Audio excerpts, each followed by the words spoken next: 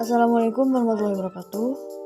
Perkenalkan, nama saya Nabila Ramadhani dengan NPM belakang 030 kelas A. Di sini saya akan menjelaskan mengenai pH tanah. Langsung saja, apa itu pH?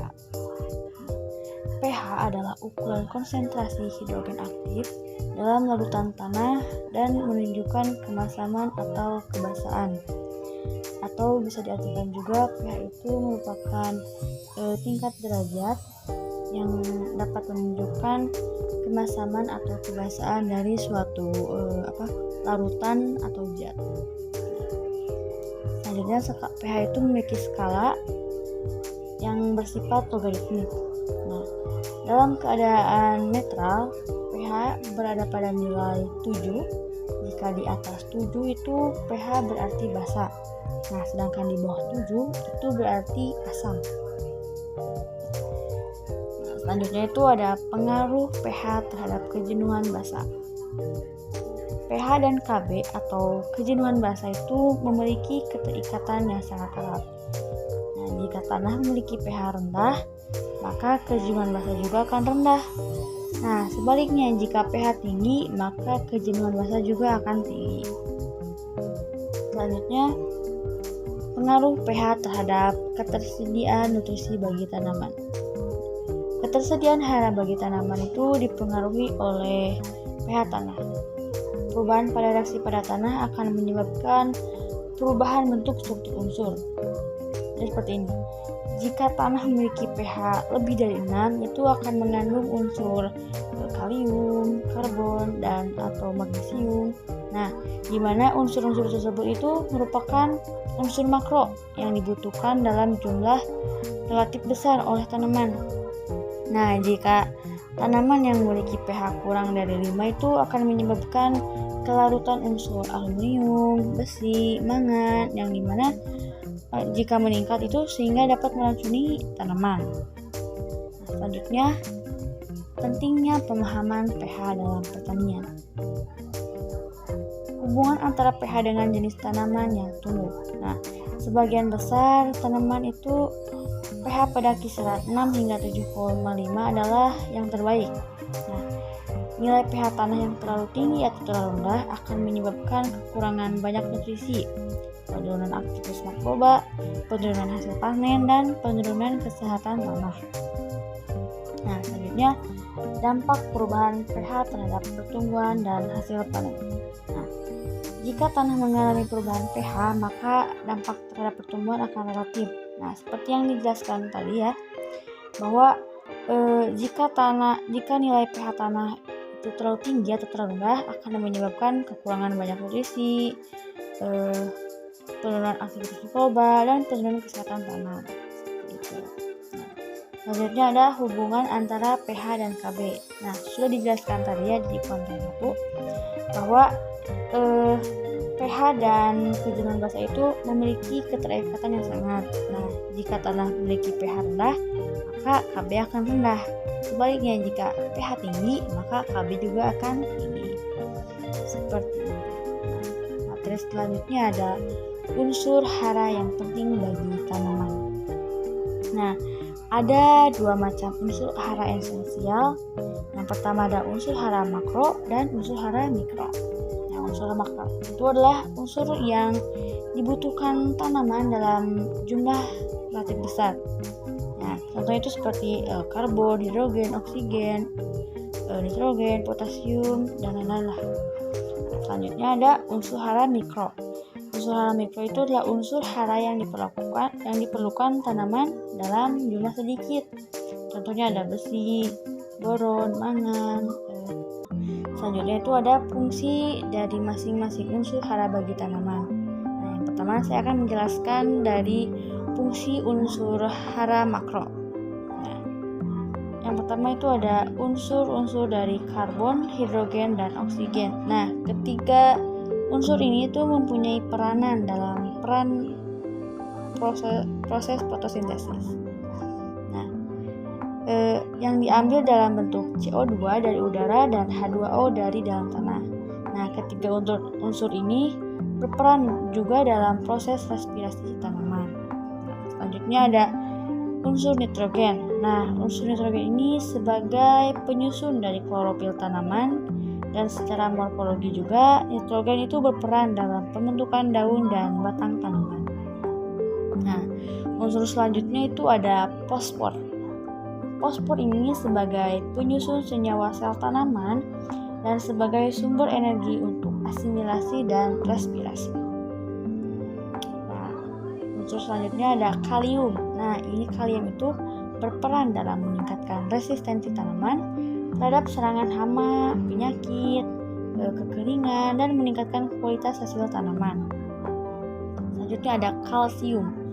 Ini berperan dalam pembentukan akar dan memperkuat tulang daun tanaman serelia. Contohnya selanjutnya ada sulfur. Nah, sulfur ini terdapat di dalam peptide glutathione. Terima kasih Google.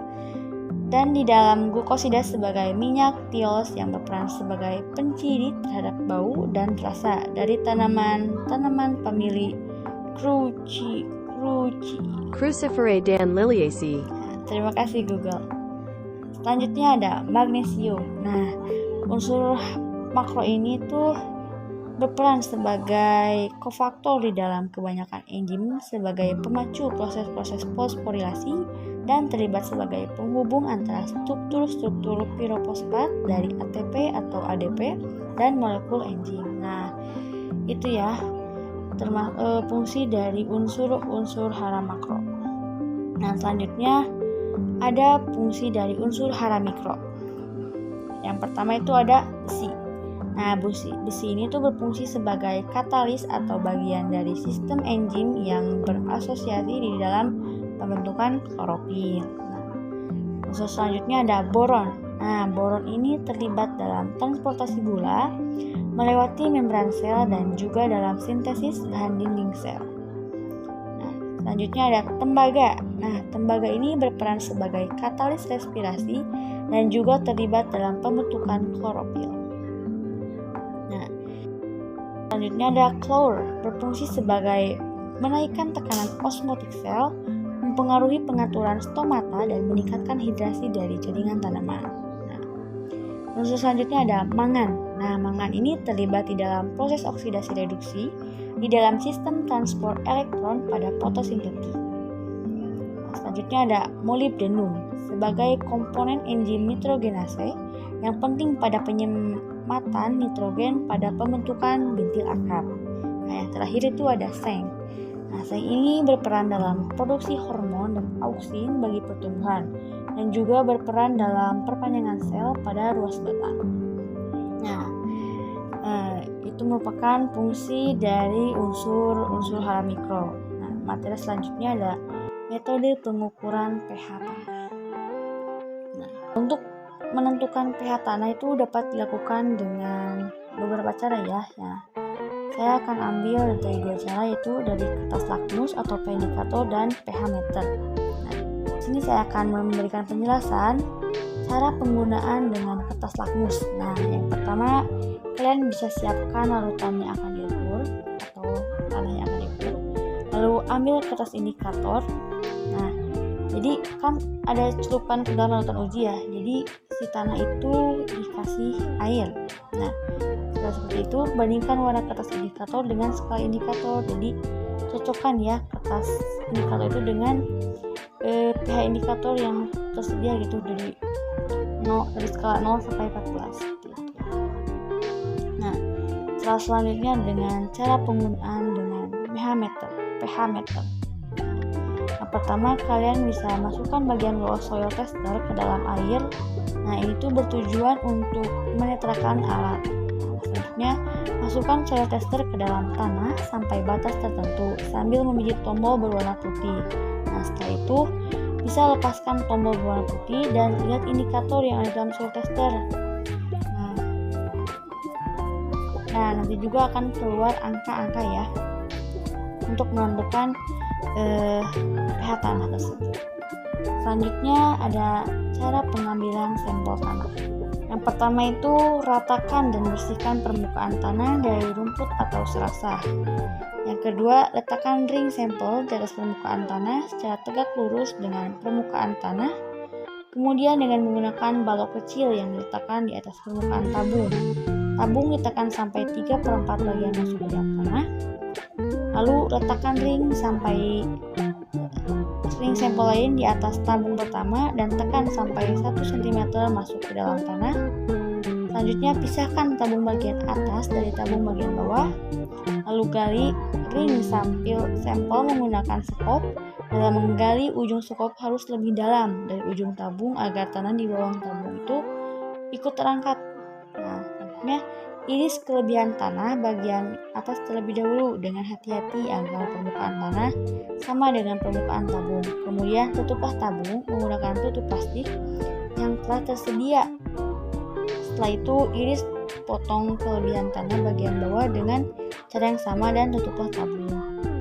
Yang terakhir, cantumkan label di atas tutup tabung bagian atas contoh tanah berisi informasi kedalaman, tanggal dan lokasi pengambilan contoh tanah seperti itu. Sebagai informasi, saya mengambil cara pembuatan sampling ini dari penuntun praktikum. Selanjutnya, strategi peningkatan pH, Kb, dan ketersediaan unsur hara. Nah, penggunaan pupuk sesuai kebutuhan tanaman. Nah, pemilihan jenis pupuk yang akan diaplikasikan sebaiknya harus mempertimbangkan kondisi tanah, lingkungan iklim, serta jenis tanaman. Nah, tanah yang memiliki pH netral itu kandungan hara makro dan mikro di tanah tersebut relatif tersedia. Maka jumlah pupuk yang diberikan disesuaikan dengan kebutuhan tanaman, seimbangkan dengan jumlah yang sudah tersedia di dalam tanah. Nah, faktor selanjutnya ada faktor iklim. Nah, faktor iklim itu mempengaruhi pemupukan, diantaranya itu ada air, tata udara, dan suhu. Nah, selanjutnya ada jenis tanaman. Nah, jenis tanaman itu pemupukan didasarkan pada jenis tanaman yang akan diberikan pupuk. Nah, misalnya pada tanaman semusim, pemberian pupuk disesuaikan dengan fase pertumbuhan tanaman, atau untuk tanaman tahunan, pemberian pupuk biasanya didasarkan pada umur dan jenis tanamannya, atau juga untuk tanaman yang dibudidayakan pada lahan kering itu atau pada lahan basah. Lahan kering itu semuanya cara pemupukan bisa diterapkan, sedangkan pada lahan basah itu cara pemupukan hanya bisa dilakukan dengan cara disebar. Materi selanjutnya adalah praktik-praktik konservasi tanah yang dapat mempengaruhi pH. Nah, menurut Citanala Arsyad, konservasi dalam arti luas itu adalah penempatan setiap bidang tanah dengan cara penggunaan dan perawatan sesuai kebutuhan tanah. Dan pada dasarnya, konservasi tanah itu bertujuan untuk mencegah erosi, memelihara, serta meningkatkan produktivitas tanah. Nah, ada beberapa metode konservasi tanah, yaitu dengan cara mekanis, vegetatif, dan kimia. Nah, saya akan mengambil salah satu contoh dari praktik konservasi tanah ya. Yang pertama itu adalah salah satunya adalah pengolahan tanah. Nah, pengolahan tanah itu didefinisikan sebagai manipulasi mekanis tanah untuk tujuan produksi tanaman yang mempengaruhi secara signifikan karakteristik tanah. Nah, menurut Rasmussen, teknik pengolahan tanah itu seringkali terbukti tidak berpengaruh terhadap pH tanah. Itu kata Rasmussen. Namun, Cookson, Marpi, dan Grover itu menemukan bahwa pH permukaan tanah menurun seiring dengan meningkatnya gangguan pengolahan tanah. Nah, lalu oleh LR itu melaporkan pH tanah yang jauh lebih tinggi dari pot NT itu dibandingkan dengan pot yang digarap. Oleh karena itu, pengolahan tanah mungkin tidak secara langsung mempengaruhi pH tanah, tetapi pengaruhnya terhadap pH tanah akan bergantung pada kondisi iklim, jenis tanah, dan faktor pengolahan. Jadi praktik-praktik yang mempengaruhi praktik-praktik konservasi tanah yang dapat mengaruhi pH itu dapat disimpulkan bahwa tidak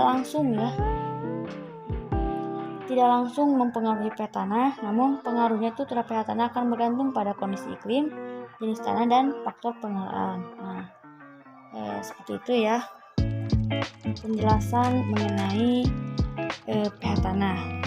Akhir kata, wassalamualaikum warahmatullahi wabarakatuh.